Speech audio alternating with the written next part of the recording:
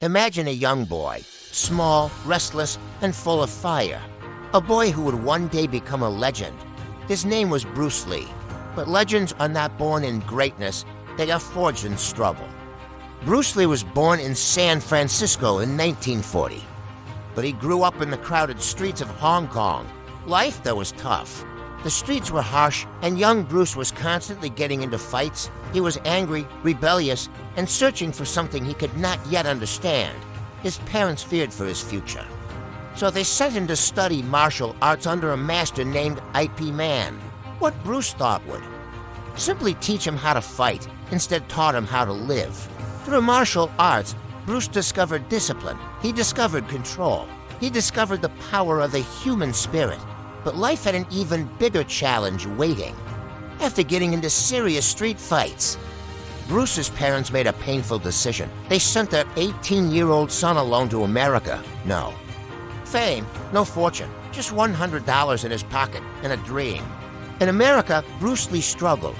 He washed dishes, he worked long hours, he fought loneliness and rejection, but inside him burned a belief stronger than any obstacle. He believed martial arts was more than combat. It was self-expression.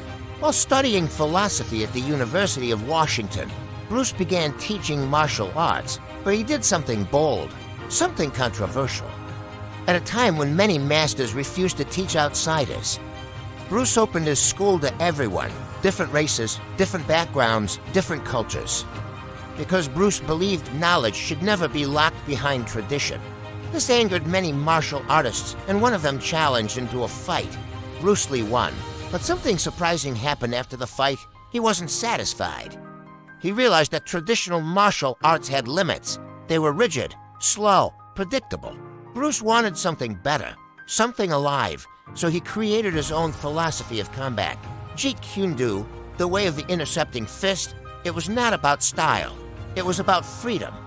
Bruce Lee said, absorb what is useful, reject what is useless, add what is uniquely your own.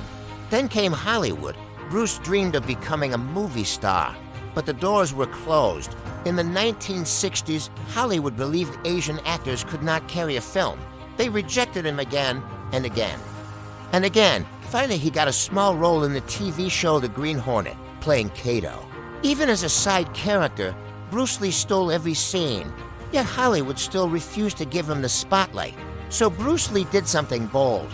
He left, he returned to Hong Kong. And that is where the world finally saw his power. His films exploded across Asia, The Big Boss, Fist of Fury, Way of the Dragon. Audiences had never seen anything like him. His speed, his intensity, his philosophy. Then came the film that changed everything, Enter the Dragon.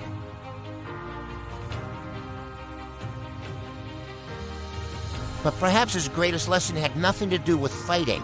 Bruce Lee once said, empty your mind. Be formless, shapeless like water. Water can flow. Water can crash. Water adapts to any container.